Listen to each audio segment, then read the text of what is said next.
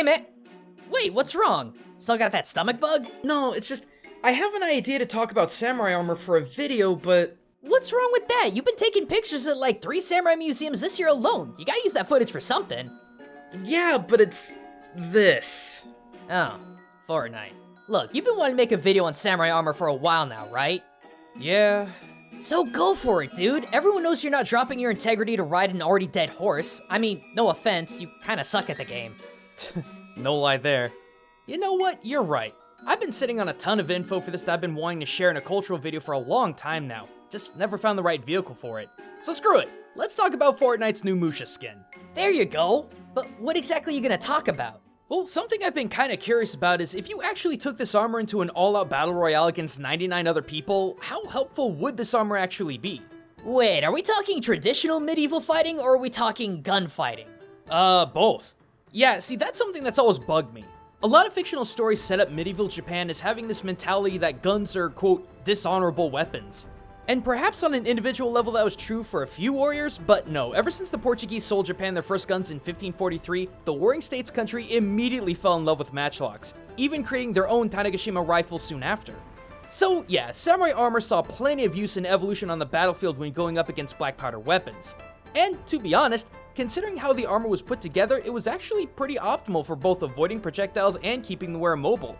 Two very critical aspects in a battle royale circumstance. Wait, so a 200-year-old suit of armor is actually gonna fare well against an M16? No, of course not. Apples and oranges, buddy. Yeah, there's no way samurai armor made of wood, iron, and leather is going to withstand something like a 22 caliber bullet. But if we were to level the playing field with samurai armor comprised of modern materials like Kevlar, graphene, and ballistic rubber, then yeah, I think samurai-style armor would actually be pretty feasible in an all-out gunfight. How do you figure? Because if there was one word that I would use to describe samurai armor after what I've seen and experienced, flexibility would be it. Unlike most Western armor for the time that was comprised of plating strapped to a warrior's extremities, samurai armor was more about mobility. But in order to fully explain that, we gotta break down some of the key components of the armor. Specifically, I want to talk about the Kabuto, the Mengu, the Do, the Solde, and the Kusazuri, all of which are present in Fortnite's Musha skin. Because despite being a 500-year-old design, I think these components could play a pivotal role in keeping yourself alive in an all-out brawl. So let's start with the big one, the Kabuto helmet. You mean the helmets with the brightly colored and highly reflective crest whose purpose was literally to make you stand out in the battlefield? Alright, smart guy, you made your point. It's true, the Kabuto was a massive status symbol, an item that was equal in protection as it was appearance.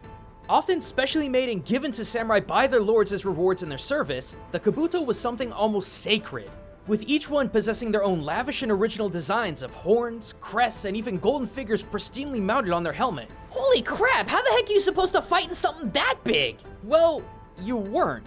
See, the really elaborate stuff was saved for the big shot samurai generals who weren't in combat anyway. It made them stand out, sure, but they needed to in order to inspire their troops.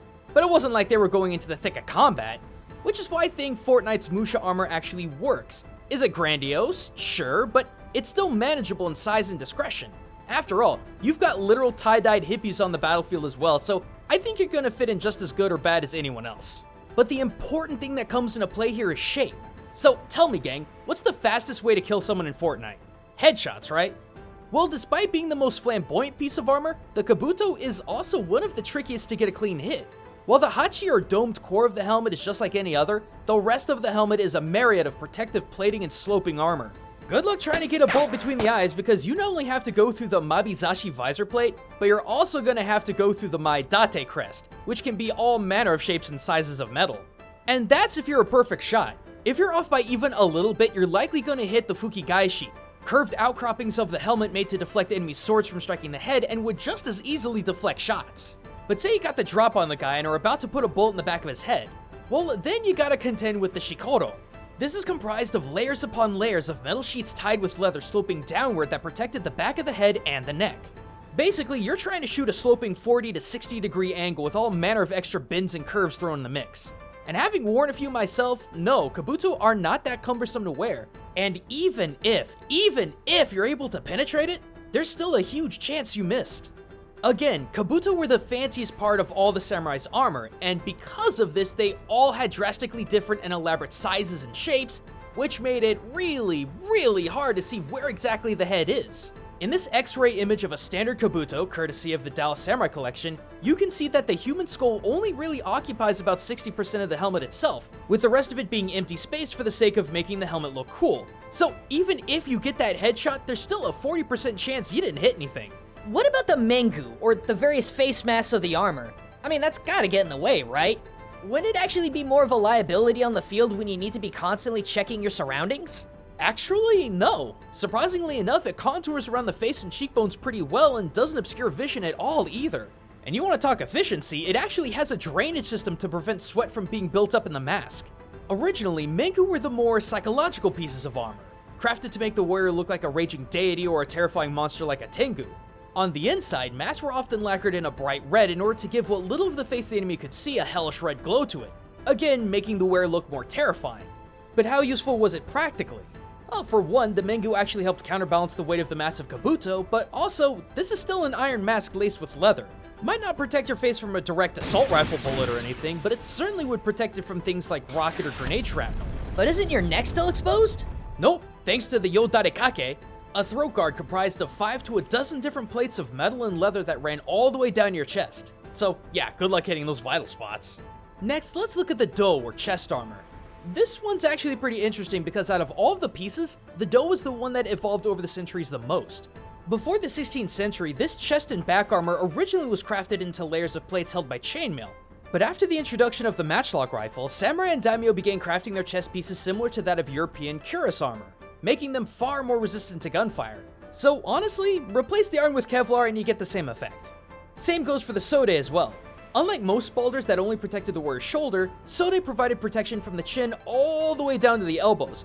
But while it may seem like carrying around 2 shoulder shields would greatly hamper one's maneuverability, the Sode provided a great amount of flexibility around the arms, as each of the 2 massive panels were actually comprised of dozens of plates of iron and leather scaled together by 40 some odd individual silk cords, allowing them to twist and bend freely as the warrior moved. In the case of wearing it around in a battle royale, and again, if the components were also modernized, I think having these things would absolutely help you. You're basically giving yourself half cover at your sides at all times, keeping your organs and arms safe, and considering these shoulder-mounted shields are scaled rather than solid, you're not completely sacrificing mobility, which is an all too critical component in a fight like this. I guess you could say the same about the Kusazuri, right? I mean, the components are the same. Just like the Sode that had big scaled plates shielding the arms, Kusazuri were almost like a kilt made up of 6 to 8 strips of plating. Exactly, it's the same principle. Instead of having armor strapped directly onto the thighs, groin, and backside, the Kusazuri's plated strips were hung over the belt, allowing for that all-important flexibility, giving the samurai the ability to easily run, crouch, ride, climb. Again, stuff you need to do a lot of in a battle royale situation where you need to be flexible to move, but tough enough to take some hits. Also, considering the armor was hung instead of being bolted onto the leg, if a shot did pierce it, the bullet would still have to retain enough of its inertia to go through the plate and still hit the leg straight. Okay, last question. If Fortnite was going for authenticity with this historically accurate samurai skin, why is the pickaxe skin of this set in the form of this 3-pronged looking naginata instead of something more katana oriented, like the plunger? For the same reason you don't go charging someone with a sniper rifle using a pump-action shotgun: distance. Contrary to popular belief, a samurai's primary weapon was not the katana, but rather the spear. Whether it be the straight-edge yari or the curved blade naginata, samurai on foot favored spear weapons to their much shorter range katana. After all, who wouldn't want a good 1.5 feet of reach over their opponent? In addition, similar to the cat's claw spear in Fortnite, the Jumonji Yari had a crossblade tang used to dismount enemy warriors from their horses.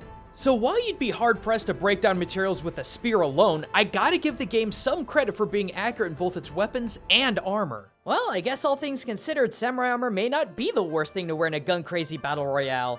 Well, I'm sure there's gonna be a handful of people out there who are gonna try to disprove me by researching angles, trajectories, and weight encumberment when it comes to modernizing the armor with more resistant materials. But the point I'm trying to make here is that on a level playing field, samurai-style armor would actually be a pretty decent choice in a battle scenario where mobility and flexibility is key, like a battle royale.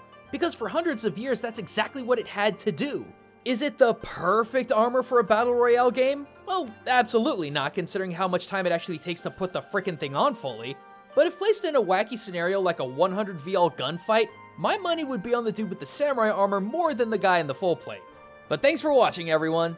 Research and images for this episode were provided by the Dallas Samurai Collection, the Samurai Museum in Shinjuku, and the Ultimate Test of Samurai Armor, Iron Mountain Armory here on YouTube.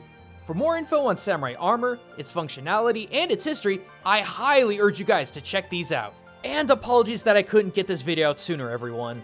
Trying to move, fighting a stomach bug, and trying to make videos proved to be my undoing, but I hope you enjoyed the info regardless. And if you'd like to hear me talk about culture and gaming live, be sure to check out my streams at twitch.tv/GaijinGoomba every Tuesday, Saturday, and Sunday at 7 p.m. US Central Time. But until next time, everyone, this is Gaijin Goomba, signing out.